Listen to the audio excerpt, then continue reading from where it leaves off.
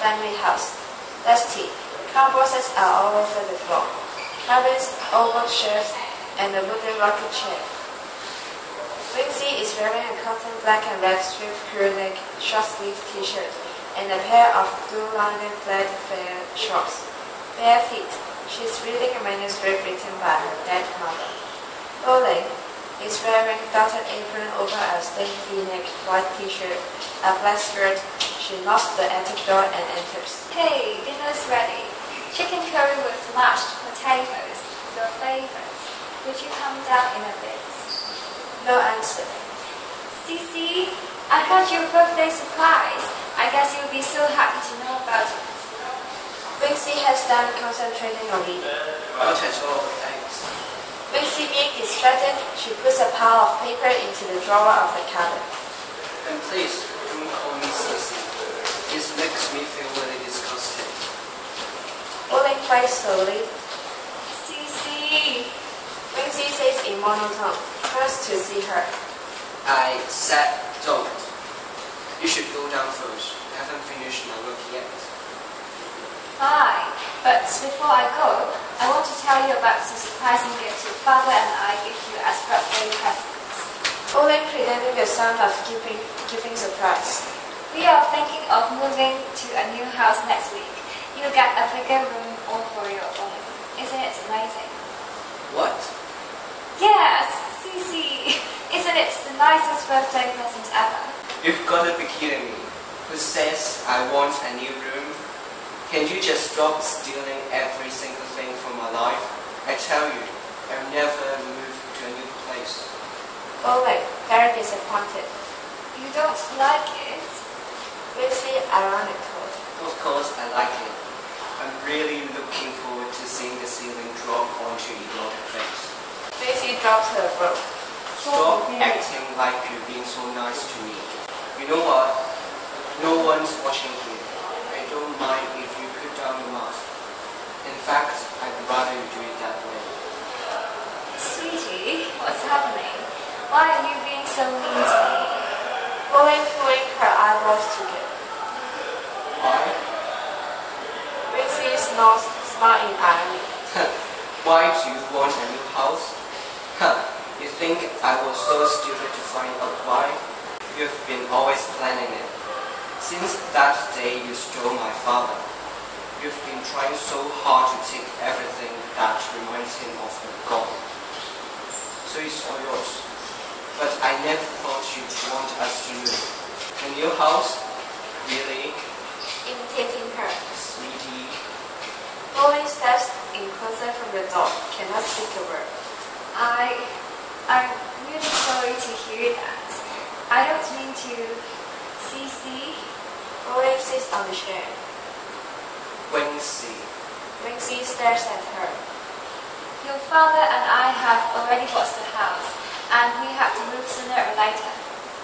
This house isn't big enough for 4 people, and Shan is going to cry even louder when she grows up. You surely don't want to hear her cries right next to your room, right?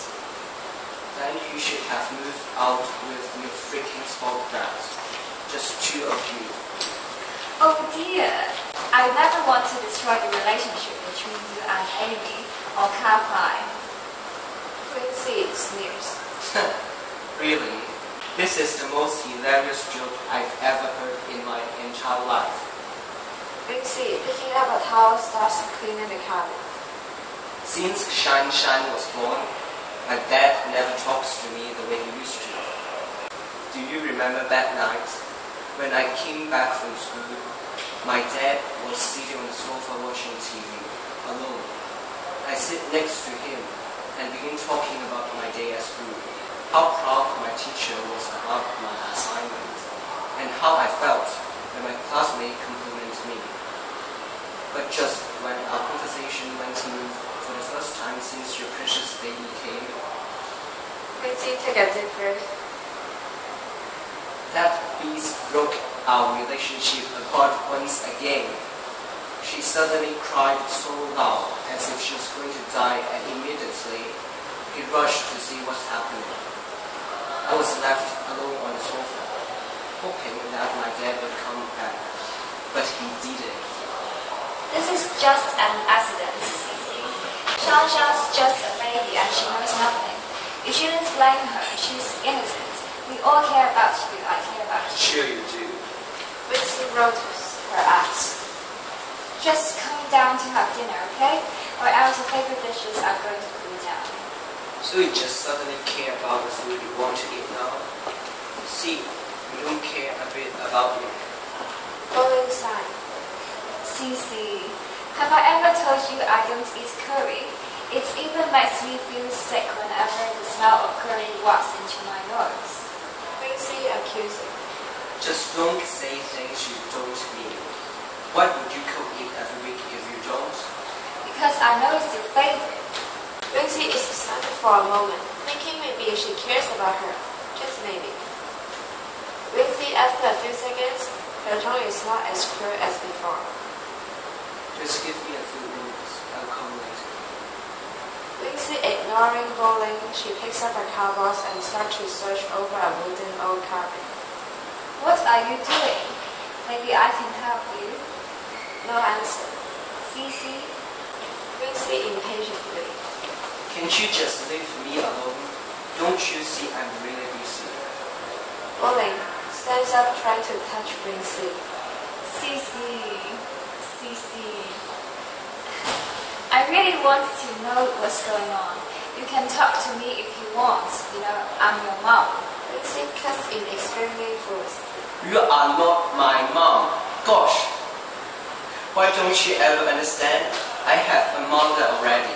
And I will only have one in my entire life. And she's not you. And you are an outsider who took my mother's place. Wincy pulls open a drawer and takes out a photo with ribbed edges, taking her 6-year-old birthday party. In the photo, a little girl blowing candles on the birthday cake is lifted up by her mother. Her father is clapping and singing birthday song to his dearest daughter. Wincy waving the photo. This is my only mother and my only family. This photo is my nicest birthday gift ever in my entire life. Not your new house. Why? Why do you have to take everything away from me? Wincy's tears start to well up in her eyes and toss to the air. Mom, why do you leave me so early? I miss you so much and I have a lot to tell you. About my friends, teachers, school, and the boy sitting next to me.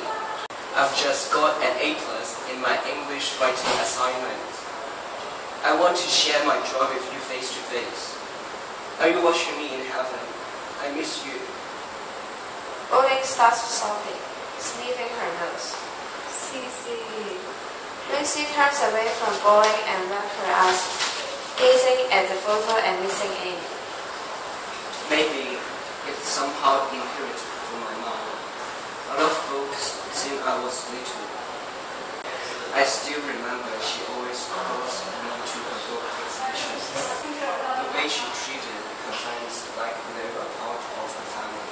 She talked to her friends gently and asked them how they had been doing. And she smells like a seraphic angel. Every time after the exhibitions, she would buy me my favorite strawberry ice cream and we would eat together. Now, I can only eat alone.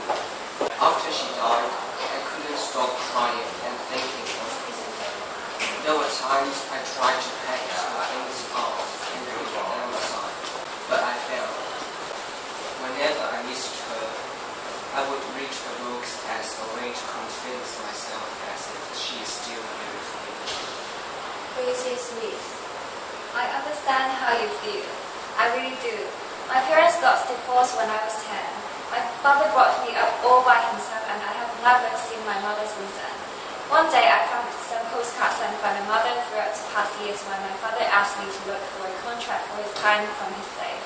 The latest one was from Hokkaido. My father had been hiding them away from me, so I went there to see if I could bump into her. It was the start of my journey as a travel writer. Though up to now I've traveled to many places and written quite a number of travel books, I still couldn't meet her, and I really miss her a lot. Wincy is surprised to know about Bowling's past. I expect you. Wing-Si continues tidying up stuff in the drawer and takes out the manuscript. Wing-Si muttering to herself. I love this wooden expression. What's this? Was it written by Amy? It's nothing. Wing-Si quickly hides it. Cici, I know we have so much misunderstanding towards each other. From the day I got into this family, I swore to myself that I would try my best not to make you feel you were being left out. As I understand what you are going through, I know there is always a special place for your mother in your heart, and I would never try to replace them. But I always hope and dream that one day we will treat each other as family. Wing-Si breathing heavily.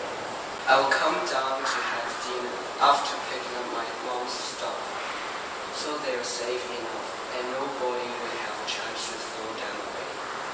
We don't have to wait here. Thoughtfully, with a husky voice. Pack stuff? Yes, pack stuff. Things which belongs to my mother. Or do you want to make the move as an excuse to dump everything related to my mom? Ka-Fai nods the attic door. What are you two doing? What takes you ladies so long to stay here? Ka-Fai sees the red eyes of Wing-Si. What's happened, Cici, my dear girl? Ka-Fai knees her brows. Nothing's happened. She just misses Amy. Oh my Cici, today is your birthday. You should have a nice one and have fun. I believe Amy agrees too. Oh, has Bowling told you about your birthday surprise yet? Wing-Si gets angry. I've said I'm not moving to anywhere. This is my home. My mom's home. Dad, I'm not moving. This is not the kind of birthday present I want. Ka-Fai shocked. My dear, calm down. I know you have a lot of memories in this house. So do I. But Bowling and I think the new house will be more comfortable for all of us to live in. You will have a larger room, and the house is even closer to your school. Most importantly, you can bring whatever you want with you. Ka-Fai steps closer and hugs Wing-Si. Wing-Si has no intention to hug him back. You're lying. You just want to start a new life after remembering mom. No, I'm not lying. I will never forget Amy. And I do wish you could be happy about moving to the new house. We made the decision not only for Sunshine, but more for you. Wing-Si has no response. I promise, I'll love you as always. Here. Ka-Fai takes out a pile of paper from the pocket of his blazer. I have a gift for you. Originally, I wanted to give it to you when we have dinner. It doesn't matter now. Happy birthday, Cici. Wing-Si takes and has a glimpse of the paper. Isn't this my mom's manuscript? She then picks out the manuscript hidden in the drawer and places them together. Unbelievably, How can you manage to find it? I have been looking for the second half of this manuscript for a long time. I found it under the documents at the bottom of my drawer when I tidied my room last week. I think this will be a very good birthday gift for you, so I kept it till now. What are you talking about? Wing-Si stares at Pauline. Things you won't understand. Cici, Ka-Fai not happy with Wing-Si's attitude towards Pauline. Fine, I can tell you a little bit what my mom's masterpiece is about. Then you will know the difference between you and my great mother. It is a manuscript about my past experience going to Kenya as an MSF volunteer. Pauline's eyes twinkle to know that she has something in common with Wing-Si's mother. I went to Kenya to do voluntary work too when I was still in university. I participated actively in all sorts of activities organized by school and other organizations. Especially for me as an undergraduate, time was more flexible. I once passed by a photo exhibition by MSF.